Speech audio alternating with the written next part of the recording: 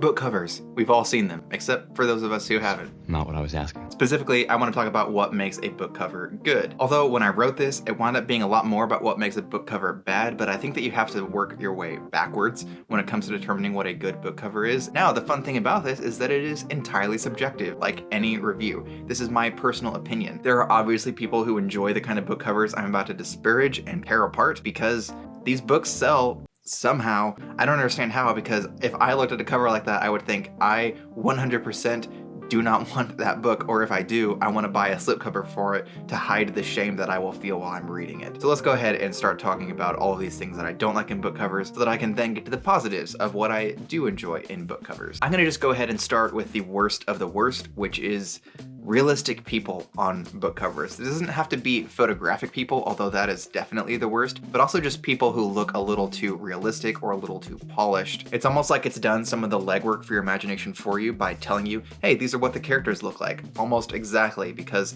this is a realistic depiction of them as opposed to some sort of cartoonish one or a unique and artistic take on what the characters might look like. It's to the point where it's either a photograph or something that is akin to the uncanny valley that I start thinking, ugh. Whoa, God, yuck. For me, even if it is a painting or drawing or rendering as opposed to a photograph, it still feels kind of lazy because it's uninspired and it feels like any artist could have done that. I like to see something that is a little more unique to the specific artist. What did this artist come up with for the book cover, as opposed to the artist read the 1 or 2 paragraph description of the main character and drew that on the front. Okay, now it's gonna look like every other book that has the main character on the front. It doesn't compel me to go and pick up the book because it makes me think there can't really be all that much unique about it if even the cover, it looks like every other cover that I've ever seen. So why would I go and read the back blurb on that one when it looks like all of the other books that are around it? And speaking of realism, photo covers. I mean covers that are photos that then have text plastered on them. I see them in traditionally published works, even by really big name authors. Stephen King has a lot of books that have just photographic covers that look like they may have been contrasted and colorized in GIMP before they were plastered onto the cover of a book with some text slapped over the front. I know that he's not at home making all of these covers, which means someone out there is getting paid to make these crappy covers. And look, Stephen King, if you need a cover artist to do these for you, I will do whatever they're doing for half the price. Unless they're getting paid like $10, because then it's not worth my time. But if they're making like $1,000 on each of these covers or some nonsense like that, I will do it for $500. I know how. I could remake those covers in less than an hour. Which brings me to my point that it is lazy. It's so lazy and uninspired to just take a photograph and just plaster text on it and call that your book cover. It looks unprofessional and it looks like the creator just doesn't really care about the work that is within those pages. It's not gonna make me want to pick it up, especially if it's a photo that I recognize, like somebody just grabbed a stock photo and used that to make their book cover. Wow. At the very least, go and pay a photographer to take a picture and tell them what it is that you want to be a photo of, for crying out loud. But what's worse than that too is when they do take a photographic cover and then maybe they edit it a little bit with some Photoshop and drag a couple of things in, like add some shadows or some lightning flashing or something like that, and it just looks worse because now not only do we have a photograph, but we have a photograph that is most likely badly photoshopped and looks out of place. I feel like this really only works for nonfiction books. Things like photography books, obviously you want to have a photograph on the front, or even biographies, you may want to have a photograph of yourself or your childhood home or anything along those lines. But when it's just a random landscape photo for your fiction book, or maybe you have some wheat in a house off in the distance, or a picture of a real bridge, I just think to myself, anybody could have done that. It's uninspired. Now, I understand there are definitely exceptions to this, for sure. Just like anything I'm going to say here, there are going to be exceptions. But for the most part, especially when it is a traditionally published, popular author, seeing a photo on the cover is just, is there a word that I can use for this besides just cringy? I don't think so. It's really cringy. Okay, the third and final thing I want to say that I really don't like in book covers is overcrowded covers. Covers where there is just so much going on that you can't quite tell what's happening. I think that this is cool for an art piece because with an art piece, you're going to examine it for a long time and it's not meant to just grab your attention right away and make you go and pick up a book and read the description of it. But for the cover of a fiction book, it's just distracting and almost disorienting. It doesn't really tell you much about the book and doesn't give you a lot of insight into what the contents of the book may be. We see this a lot with fantasy books and some sci-fi books, but I find it's mainly a problem that is prevalent in the fantasy genre. And it is especially prevalent in older fantasy works where it was just kind of the norm to have a cover that features the entire cast of characters and all of this background scenery and all sorts of stuff that doesn't really tell you a lot about the book, except there's all of these things in it. Unless all of those things are interesting in their own right, it doesn't really compel me to pick up the book. And I'm gonna be honest here, I'm a big Discworld fan, but some of the old Discworld books really fell prey to this, and I don't like the covers of some of them. Like the cover of Color of Magic, it's very overcrowded and there is so much going on, but at the same time, I actually really like the artwork itself. Like if you just look at the artwork, it's really good and it's really well done. But as a book cover, this overcrowded nature I don't think works. I want something that is a lot more simple. And that's actually going to bring me to talking about what I do enjoy in book covers. And I have a few points that I want to make in that regard, but before I dive into that, I wanted to let you know that you can like, comment, and subscribe, all of which cost you nothing, but help me a great deal. I mean, I think that's a good value. For me at least. I don't know what else to say here, so I'm just gonna go ahead and move on to the things that I do enjoy about book covers. So the first thing that I think makes a book cover great is mystery and curiosity. You need to make a book cover that makes me think, I really wonder what that book is about. And you're not gonna do this by creating a book cover that is uninspired or looks like every other book cover or that just tells me what the book is gonna be about. If you just show me a book that has a castle on the front being attacked by a dragon, I'm going to think to myself, okay, this book is about castles being attacked by dragons, and I've already read that book 1,000 times. I don't really want to pick this one up unless a bunch of people tell me this book is great. So the cover is not actually going to compel me to go and pick up the book and find out what's about, because if I look at the cover, I think I already know what it's about.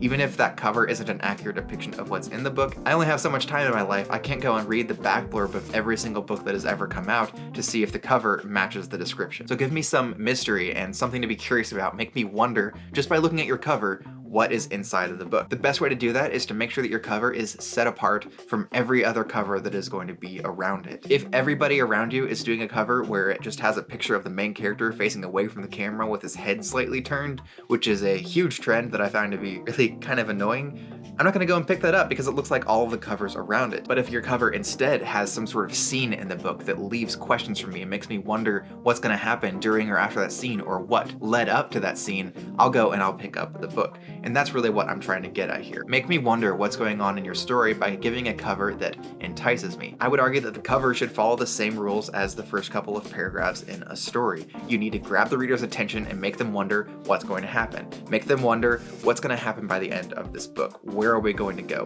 What are the questions that I need to be asking, and am I going to get answers to them in this story? Another thing I really love about covers is when they have a limited color palette. I'm finding that I enjoy this more and more as time goes on, when a limited color palette is used for the book. And I'm not just talking like, you have sort of monotone cover. I mean, you have maybe 3 or 4 colors that you are using and you use them really well. Not just on the exterior, but on the interior as well, if you can have color on the inside of your books. I think that really enhances the book and makes it a lot more likely to be displayed. A great example of this done well is the entirety of the Discworld Collector's Library. I'll grab one just at random. Look at this. Look at this. Orange and yellow and some brown. This is the color palette for the book, and it is done really well. All of the covers in the series, I think, are fantastic, and all of them follow that same scheme of having a limited color palette. And almost every book on my shelf that has a cover I enjoy has a limited color palette of between maybe 2 or 5 different colors. Like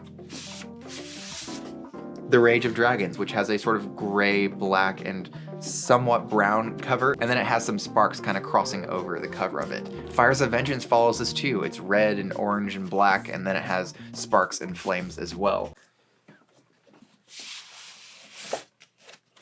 All of the Red Rising books that I have also follow this. Anytime that I see a cover and I really like it, it has a limited color palette on the front. All right, the last thing that I enjoy about covers is distinction. Make sure that it is a cover that sets your book apart. Now, this is gonna be a little bit different from mystery and curiosity because on one hand, yes, you can have a cover that makes me wonder what's going on or what your book is about, that leaves some questions, But at the same time, you can have a cover that does that, but that isn't really setting itself apart, and that doesn't really tell me anything at all about the story, and doesn't even compel me to go and pick it up. I'll give you a good example of it from a series that I read recently, which is going to be The Faithful and the Fallen. This is a problem I actually have with the Malice cover, is it doesn't really make me ask too many questions. It has some mystery and curiosity because it doesn't tell me what the book is about. I see a sword on the front and some things fighting, and I just see the title Malice on the front. That does make me wonder what the book is about, but at the same time, it's not distinct. There are all sorts of weapons on all sorts of covers out there. And so if I had just seen this on the shelf, I probably wouldn't have approached it because I've seen covers like this pretty often. And that's what I mean by distinction, is that it isn't enough just to compel mystery and leave some questions as opposed to telling me your entire story on the cover. You have to make sure your cover is interesting and distinct and is making me wonder what in the world is going on in that book. What's this about? A good example of a simple but distinct book cover is going to be Piranesi,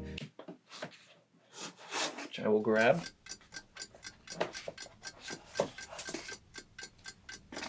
I think that this is an awesome book cover. I haven't actually read this one yet, but I will be reading it very soon. But I love this book cover for a number of reasons, actually. I could go on and on about how much I love this book cover, but it is distinct and it also has mystery. It makes you wonder what in the world is going on here. What's with Pan on the front and the pillar and all of that. And it's also very eye-catching because it's also very eye-catching because the color palette has 3 colors in it: white, a sort of bronze, and a black. This, I think, is a great example of a book cover that I love. It is distinct. I haven't seen a cover like this before. It's not just some weapon that is on the front. It's Pan playing the pipes, standing on a pillar with what looks like some waves under him. And even though this color is very simple and straightforward, it makes me ask questions and it makes me wonder, and it would make me go and pick the book up and be interested in it. That's what I mean by making sure your cover is distinct. If there were a bunch of other books that were next to this one from different authors and all of them had something very similar to this on it, and instead of Pan, it was just some dude sitting there playing a musical instrument, and it was some sort of ongoing theme I was noticing in the bookstore, I wouldn't go and I wouldn't pick up the book. And that's what I'm saying about The Faithful and the Fallen, is that there is a running theme right now of just having a weapon on the cover of your book and calling it good. Even if the weapon looks really cool and I think is well designed and I think the cover looks pretty solid on its own, it doesn't set itself apart from all of the other ones. So not hopping on trend is how you can make sure that your book is distinct and gets picked up. Have your cover give me a question that makes me want to go and pick up your book and learn about it. But of course, what do I know? Probably not very much. So all of these things that I've said I love about book covers are very much subjective taste. These are things that I enjoy in book covers, and there are definitely people who are going to hate all of the book covers that I love. I'm sure there are people out there who look at the Discworld Collector's Library and think that the covers are terrible. Those people are definitely wrong objectively. That's not subjective. If you don't like the Discworld Collector's Library, you're wrong, and you should probably, I don't know, fix that. Anyway, these are all subjective opinions I have presented here, both in the covers that I hate and in the covers that I like. This is my personal opinion. These are things that I like or things that I hate. This is what would draw my attention or would repel my attention. If there's a particular book cover that you love, I would love to hear about it, and I can go and check it out and tell you if you're right or wrong. Thank you so much for taking the time to check out this video. I really appreciate it. If you would like to see another video from me, you can do so by clicking up here. And until next time, bye.